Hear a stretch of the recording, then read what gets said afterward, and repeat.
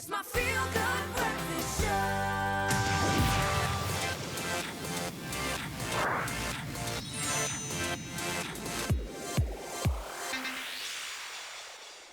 Welcome back, you beauties. Thank you so much for joining us. We had a lot of fun before the break, taking our knock at a couple of the latest TikTok trends, and we love this platform for that very reason. There are so many amazing sources of information, ways that you can educate in short, punchy, powerful ways, and we know that there is a positive, but there is always a darker side, and TikTok has seen its fair share of criticism and concern, understandably, just like any other social media platform that's drawing in a lot of users for long periods of time. So recently, to offset this, TikTok has put a time limit on users under the age of 18, limiting them to an hour of use. Is this warranted, or are they being just a little too vigilant for the needs of their users?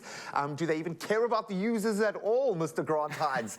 This is an interesting one. So we brought you out to have some fun with the original game. This is it for me. Yes, Super Mario's we'll play a little bit later. I got so excited when they say, like, the Mario movie's on. What Mario game? It's like, let's just bring the OG. Let's bring the old school one. I love that, man. This really does speak to where we are right now. In this digital landscape, there are so many positives, and we sit here and we discuss the positives in gaming and in social media platforms. You yourself use these tools.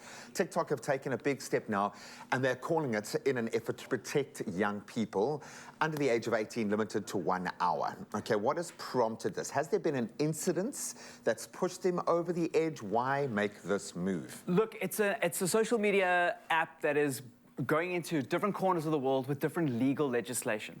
And it needs to accommodate as many different legal structures and cultures as possible. So in order for them to do that, one of the smartest ways, and it's a global problem, social media with younger people needs to be addressed. And a lot of other social media companies at least are showing or trying to virtue signal that they are trying to do this by putting stops in to prevent children or limit children's time doing it. So they kind of have to do the same thing in order for them to be respected inside of other cultures and other regions. Does this help TikTok in a sense? Do they take a knock?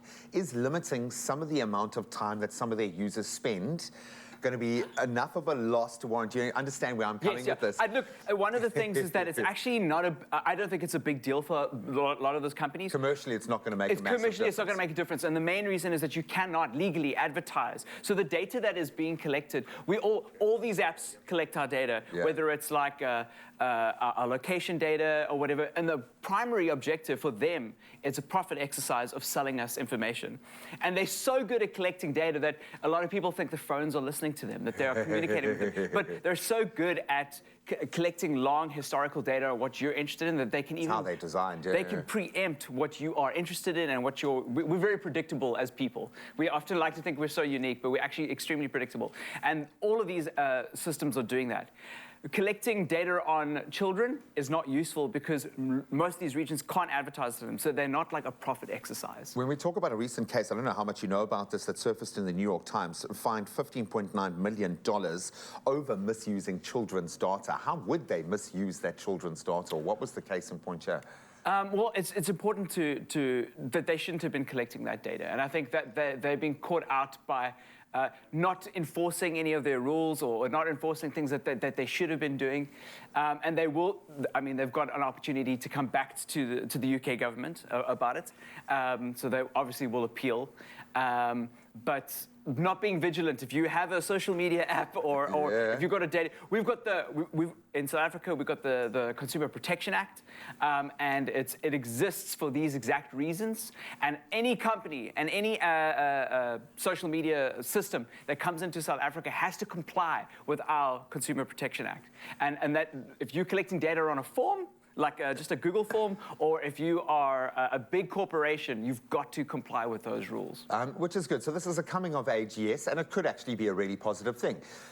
An hour? Why is an hour good or bad? How, in your heart of hearts, as someone who has to spend a lot of time connected to the blue light? I think an hour is actually quite a lot of time on TikTok. I can't imagine imagine you're spending like 4 hours a night. Like, if you're a I would teenager, start where to do you feel- have the time? Exactly. Like, I number would start one. to feel very guilty if I was spending that amount of time on any social media platform, let alone TikTok. So I'm glad there's a limitation. I think it's up to us as parents and people to enforce that. It's not just TikTok. There's a lot of things in this attention economy that's happening right now. They want you to look at their products, or their films, their games, and we need to be vigilant about reviewing those films. Listen to JP when he talks about what movies to go watch. You've got to not waste your time in your attention economy, because it's valuable to these people, and they're willing to pay for it and build systems to take it. And we've got to protect the children that don't understand that. We can say no and go like, I'm tired. Well, we can also Switch it discern off. what's absolute nonsense and not. And Exactly. unfortunately, there is a lot of absolute nonsense out there that AI seems to be driving in a whole new direction, but that's a different discussion. Most importantly, don't ever assume that a social media platform is looking after your child's security. That is your job. Parents, you make sure you keep your finger on the pulse.